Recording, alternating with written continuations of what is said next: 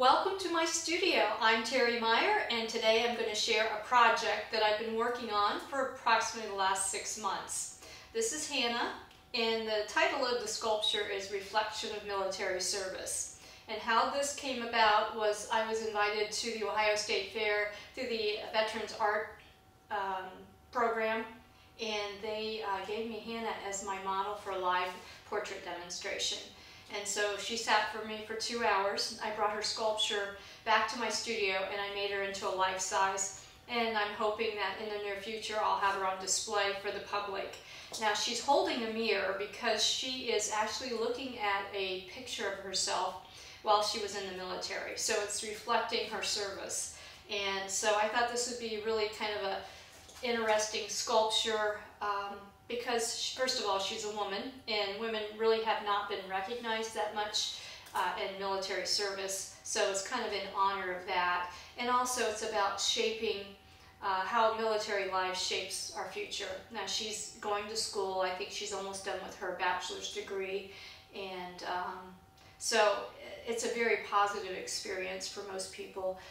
It helps us grow up. It gives us a lot of different life skills that we would not have had.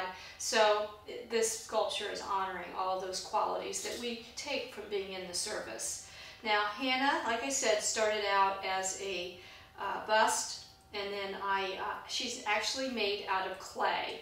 And so I did her in sections. So when I brought the bust back, she came to my studio. I did a final sitting to get her likeness.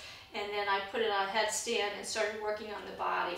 So I first started with her torso, and I built up from her derriere all the way up to her shoulders. And I had a problem right from the beginning because I was coiling it, and the clay was too heavy as it got to the bust area, and the whole thing collapsed on me because the bottom part of the clay was too wet.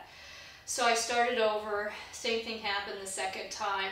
The third time I decided to put support walls within the coiled structure, stop it at the waist, and do a slab so the top part would sit on that slab. And I let it dry just a little bit for like a day, and that gave me the support I needed to finish it up to the neck. So then I did the arms. They're done in slabs. So I rolled out slabs and rolled it up just like, kind of look like a newspaper. And so I would do the top part of the arm, the forearm, and then I did the hands as one unit. And I tried doing the legs as slabs, and I had the same problem with her sitting. They collapsed. So I went ahead and coiled her torso, her legs up to the knee, and then I did slabs for the lower part, and then put her feet on, and of course kind of finessed it to make it look like she had ankles, etc., and put the details in. And then I let her dry for about a week covered in plastic, and then I cut her apart so she'd fit in my kiln. And so I cut the skirt about right here.